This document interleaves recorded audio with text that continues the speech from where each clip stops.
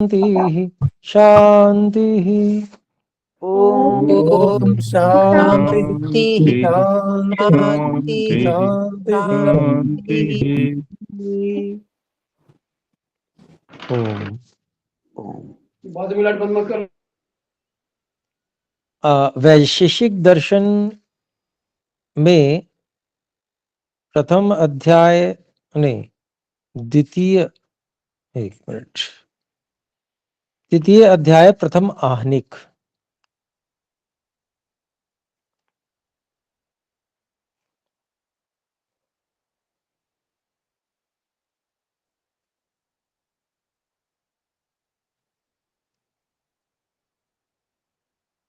इसके हमने 5 सूत्र पढ़ लिए हैं।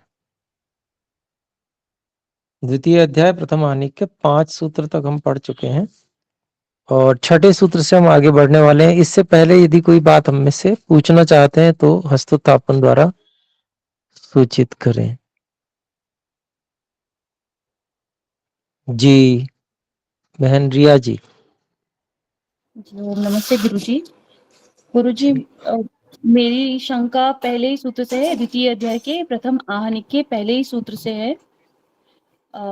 यहाँ पर जो यहाँ पर कह रहे हैं, जो ऊपर से दूसरी पंक्ति है कि अत्र इदानीं विभक्तानां बाह्य द्रव्याणां क्रमशो विशिष्ट लक्षण परीक्षे क्रियेते।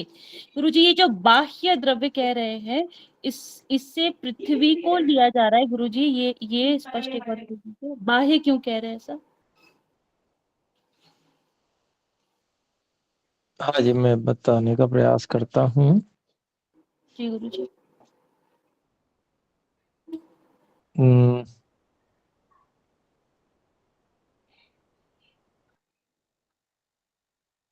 विभाग किए हुए जो बाह्य पदार्थ हैं, बाह्य द्रव्य हैं, तो ऐसे है ना, द्रव्य 9 है, हमने पहले पढ़ाई है। जी गुरुजी। तो पृथ्वी, जल, अग्नि, वायु, आकाश, 5 ये हैं। जी। या 5वां आकाश नहीं गिना होगा, 1 मिनट देख लेते हैं। जी गुरुजी, पृष्ठ संख्या इस पर है 32 पे गुरुजी। पृथ्वी, जल, तेज, वायु, आकाश, काले, आत्मा, मन। हाँ ठीक है, ठीक है। पृथ्वी आप्य तेजो वायु आकाशम, ठीक है। फिर कालो दिक आत्मा मन। तो देखिए, आत्मा और मन तो आंतरिक हो गए पदार्थ द्रव्यों में, जी। और बाकी हो गए आपके बाह्य। तो बाह्य से अभिप्राय समझ गए होंगे आप। जी गुरुजी, अभी स्पष्ट हो गई बात। जी। अच्छा, तो ये यहाँ पर कह रहे हैं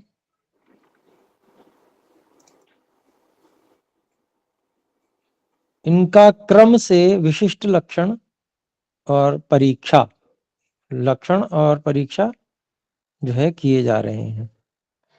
ठीक है। जी गुरुजी। और कोई? जी गुरुजी, इसमें और इसी सूत्र में आगे एक बात जो कह रहे हैं, 1 2 3 4 चौथी पंक्ति जो है, पृथ्वी तद अपेक्षया स्थूला ते च पृथ्वी अपेक्षया सूक्ष्माः सन्ति। यानी ये जो पृथ्वी की अपेक्षा जो जल है, यानी पृथ्वी जल की सूक्ष्म, अपेक्षा सूक्ष्म, हाँ जल सूक्ष्म है, पृथ्वी स्थूल है उसकी अपेक्षा। स्थूल है। जी गुरुजी। और वह ठीक है। उसमें आगे की पंक्ति में प्रवेश कर उसका होना चाहिए। गुरुजी, ये जो स्थूल और सूक्ष्म को हम यहाँ देख रहे हैं, वो परमाणु स्तर पर देख करके कह रहे हैं गुरुजी कि वो जल है और पृथ्वी है, तो द्रव्यों में।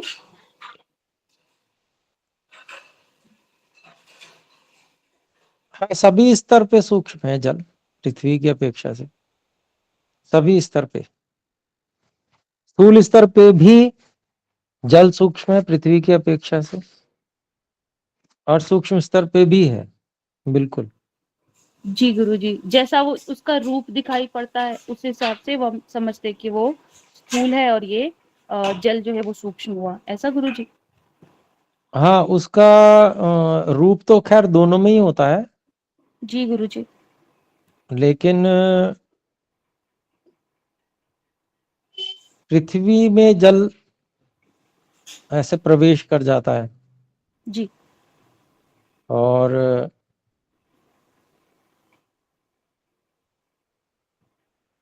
क्योंकि जल थोड़ा सा इस प्रकार का होता है, उसमें कुछ भी प्रवेश कर सकता है, तो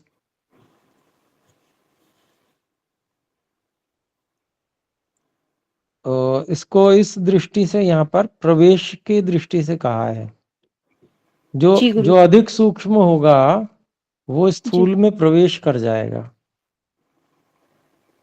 जी गुरुजी। इस दृष्टि से कहा है। तो यहाँ पर जैसे हम इसको देखते हैं कि पृथ्वी है तो उसमें जल जो है प्रवेश कर जाता है, यानी कि उसको अंदर तक गीला कर देता है। जी वैसे जैसे अगर हम यूं देखें तो जो धातुएं हैं उनमें प्राय करके नहीं करता है, लेकिन अगर शीतल अधिक हो या तो हम देखते हैं उसके बिंदु बर्तन के बाहर भी आ जाते हैं जल के, या इस तरह की बात भी रहती है कुछ। जी तो यहाँ पर तो स्वामी जी ने जो है प्रवेश की दृष्टि से ही सूक्ष्मता बताई है। जी और अगर हम वैसे सब तरह से देखना चाहें तो भी जो है वो जल ही सूक्ष्म अधिक लगेगा, परमाणुओं की दृष्टि से भी जी गुरुजी। उसको। जैसे पृथ्वी के परमाणु जो हैं वो जैसे बिखरे हों, उनको इकट्ठा करें तो वो अलग अलग हमें पता चल सकते हैं, थोड़े बहुत त्रिसरेणु इत्यादि। पर जल का जो अणु है वो पता नहीं चल पाता।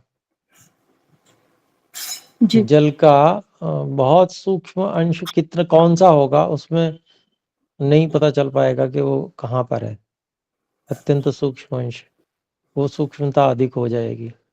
जबकि त्रिसरेणु आदि तो आपको 3 अणु मिले हुए जो होते हैं, वैसे त्रिसरेणु वो जैसे प्रकाश, सूर्य का प्रकाश घर में आ रहा होता है तो उस समय त्रिसरेणु से उड़ते हुए वहां पर हल्के से दिखते हैं तीव्र जी प्रकाश में, तो वो त्रिसरेणु कहलाते हैं। तो जी वो फिर गुरुजी। भी आंखों से दिख जाते हैं, तो जो आंखों से दिख रहा है वो अधिक स्थूल है। और किसी जैसे अधिक प्रकाश में जल के साथ में ऐसा अलग अलग नहीं पता चल पाएगा। ये भी एक दृष्टिकोण हो सकता है सूक्ष्म और स्थूल का। जी और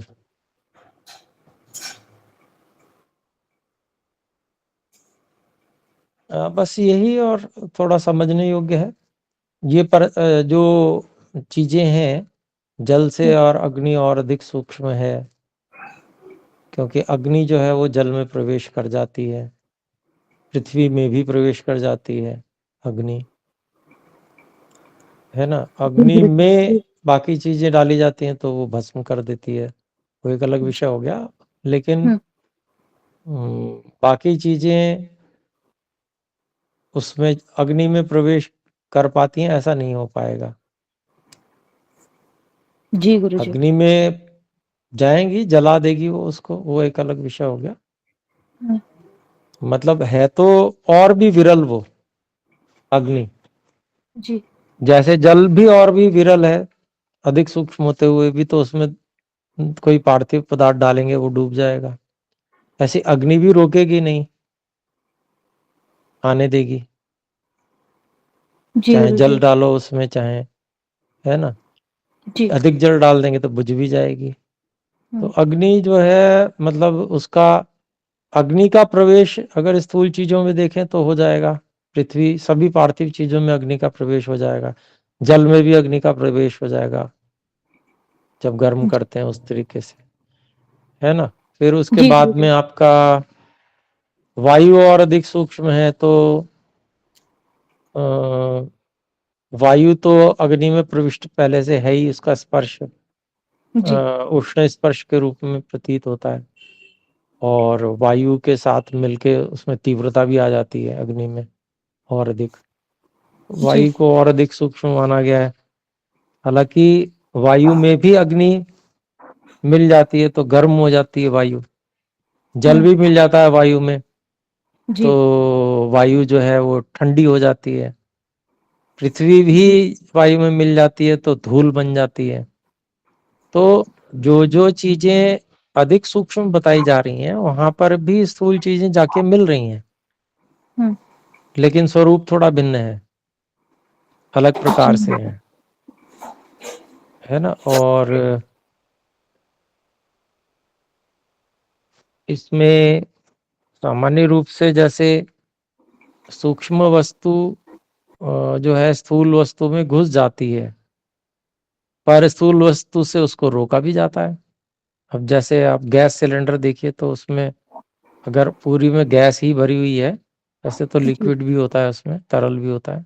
जी गुरु जी। तो अगर गैस ही है, कोई मान लीजिए कोई ऐसी गैस भरी जाती है तो भी सिलेंडर में भरी ही जाती है, और उसके अंदर वो संघनित भी की जाती है दबाव देकर। तो वो सब चीजें हैं। लेकिन सूक्ष्मता जो है वो अ, जो उत्तरोत्तर अन्य जो द्रव्य हैं जो सूक्ष्म है वो सूक्ष्म बाद बाद वाले पृथ्वी के से अधिक सूक्ष्म, जल जल से अधिक सूक्ष्म, अग्नि अग्नि से अधिक सूक्ष्म, वायु और आकाश उससे भी अधिक सूक्ष्म। तो जी वो उस दृष्टि से कि उसमें प्रवेशन की बात से सीधा सीधा यहाँ पर बताने का प्रयास किया है स्वामी जी ने। जी गुरु जी। जिस प्रकार से अंतिम पंक्ति में जो कह रहे हैं कि पृथ्वी में इन सब का, इन सूक्ष्म द्रव्यों का समावेश होने से उनके गुण दिखाई पड़ते हैं, जैसे स्पर्श तो उष्ण ठंडा कठोर इत्यादि, ऐसा ना गुरु जी? जैसे उसमें वायु हाँ, और जल हाँ इत्यादि ये का समावेश। बिल्कुल जी बिल्कुल। तो मतलब वो जैसे जल में रस है तो जी पृथ्वी के साथ मिलके वो 6 रसों वाला हो जाता है, पृथ्वी 6 रसों वाली है ना। जी गुरु जी। ऐसे ही रस जो है मुख्य रूप से उसमें जल का है, अपना भी पार्थिव थोड़ा बहुत होगा, मतलब जी अभिव्यक्त होने योग्य नहीं है रस। मुख्य गंध है पृथ्वी की, जी और रस उसका जो है अभिव्यक्त होने योग्य नहीं है, जल के संपर्क से वो अभिव्यक्त होता है। जी गुरु जी। फिर ऐसे ही पृथ्वी में जो जिसको कहेंगे हम रूप है, वो रूप भी अपना बहुत कम है, अभिव्यक्त न होने योग्य, परंतु अग्नि के संयोग से उसमें रूप अभिव्यक्त होने योग्य बन जाता है। तो जी गुरु अर्थात जो चीजें सूक्ष्म हैं वो अपने से स्थूल में आकर सहयोग कर रही हैं जी उनमें कुछ गुणों की अभिव्यक्ति के लिए। जैसे जल जो है रस को अभिव्यक्ति करने के लिए जल पृथ्वी में सहयोग कर रहा है, अग्नि जो है रूप की अभिव्यक्ति के लिए पृथ्वी में सहयोग कर रही है, वायु जी स्पर्श की अभिव्यक्ति के लिए पृथ्वी में सहयोग कर रही है। यद्यपि जी पृथ्वी में जो है रस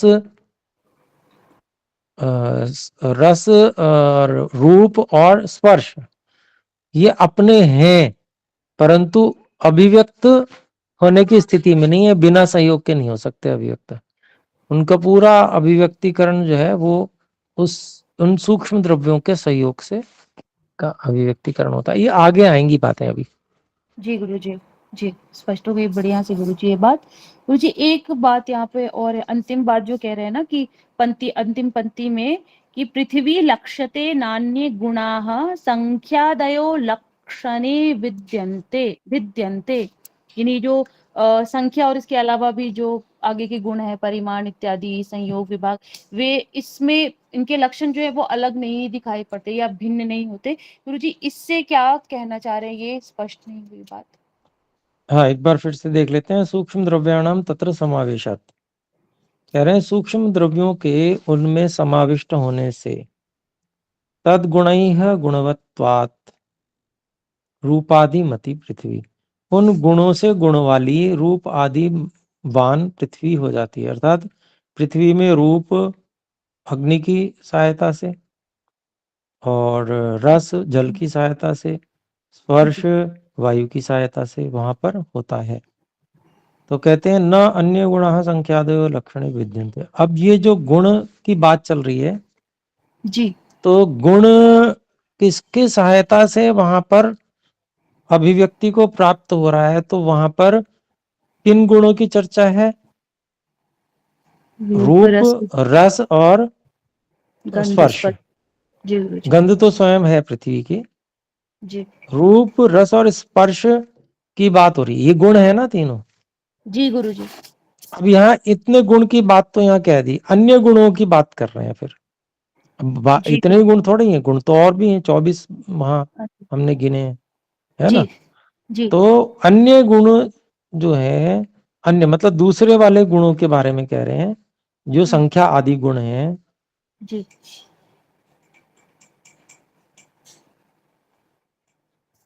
लक्षणे भिद्यन्ते, अर्थात जो द्रव्य के लक्षण हैं उनमें भेद से उपलब्ध होते हैं। मतलब जैसे धरती, पृथ्वी द्रव्य हुआ, जी यहाँ गुणाह तक हम एक बार कॉमा लगा लेंगे, न अन्य गुणाह, ठीक है। जी गुरुजी। यहाँ कॉमा लगाएंगे तो और बात स्पष्ट होगी। एक बात यहाँ तक खत्म होगी, न अन्य गुणाह कि कहते हैं देखिए सूक्ष्म द्रव्यों के वहां समावेश होने से उन गुण से रूप आदि वाली पृथ्वी होती, पृथ्वी लक्षित होती है, पहचानी जाती है। न अन्य गुणा, अन्य गुणों से पृथ्वी नहीं पहचानी जाती है।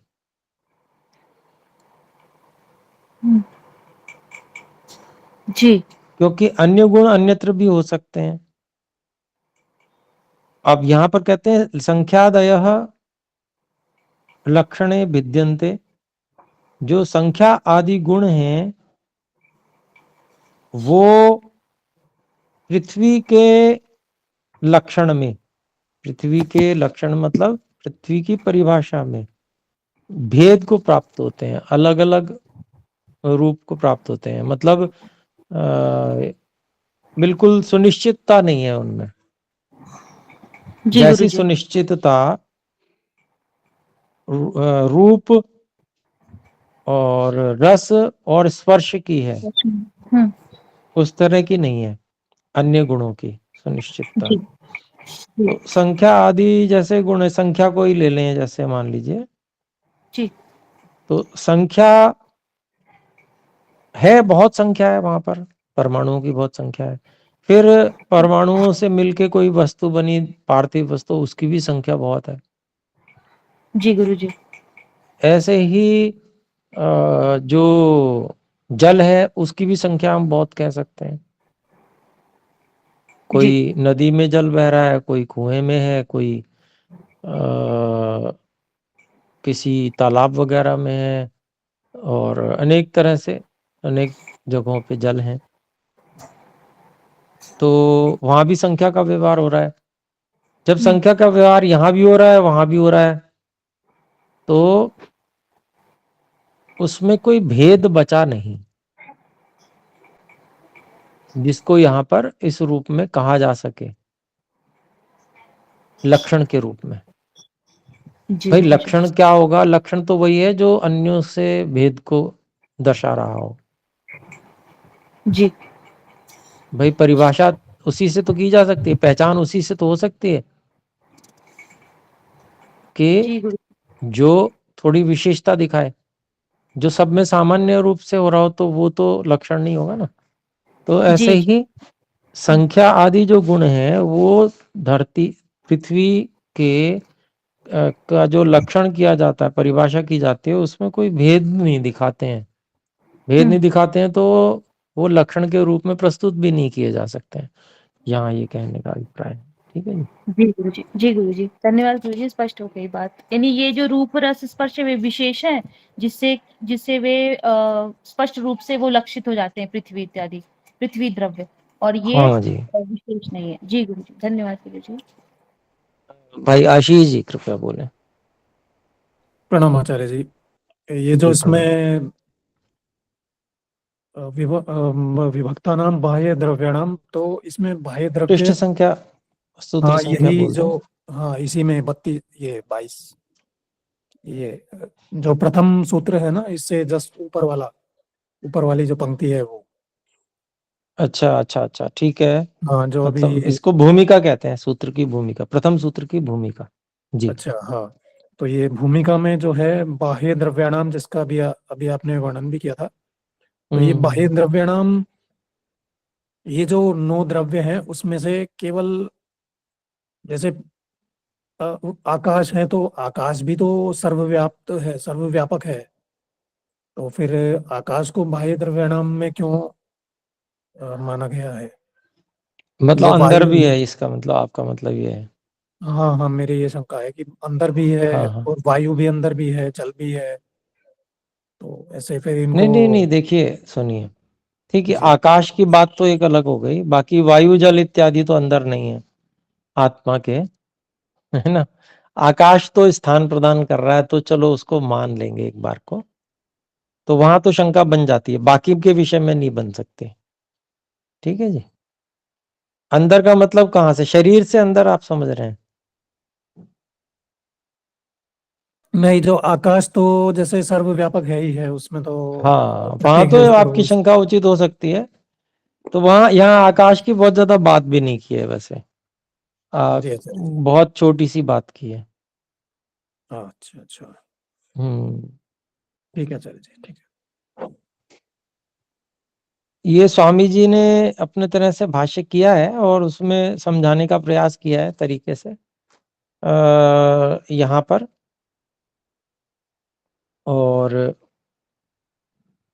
क्योंकि देखिए कुछ समझाने के लिए कुछ बात कहनी पड़ती है, तो कहने के लिए कुछ बात जो है, तरीका स्पष्ट करने भी, इस तरह से हम इस बात को समझ सकते हैं, तो वही भाष्यकार का काम है, तो इसीलिए उन्होंने इस तरह से उसको दो भागों में विभाजित कर दिया। बाकी कोई ऐसा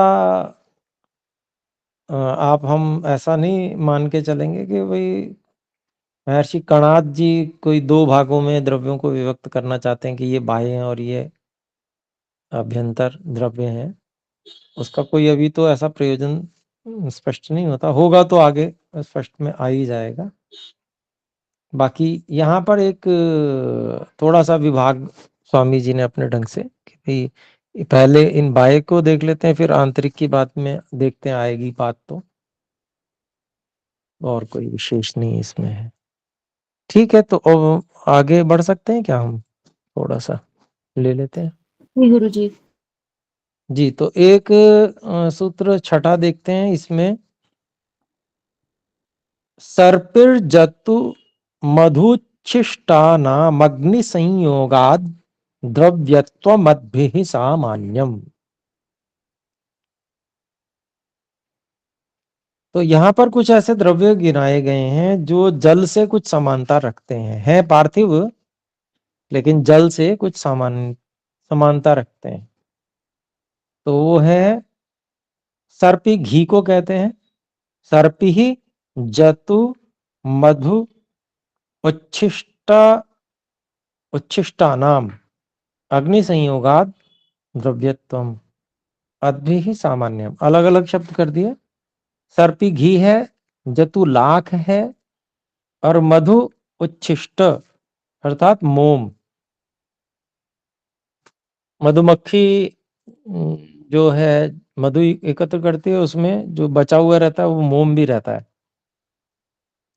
तो उसी को मधु मधु उच्छिष्ट के रूप में कहा गया है। तो इन सब का